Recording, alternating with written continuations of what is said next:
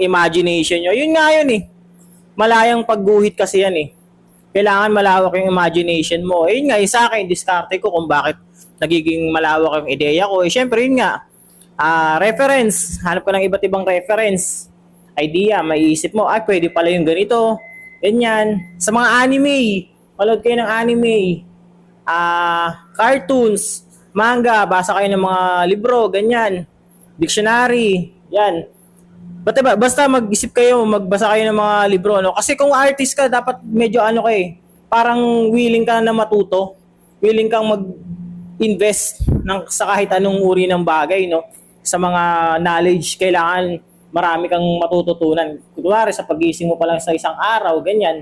Kailangan may papasok ka agad na ibang idea sa isip mo, no? Kailangan talagang malawak ka mag-isip. Magaling kang mag-explore, no? Madali lang naman yan eh. Basta wag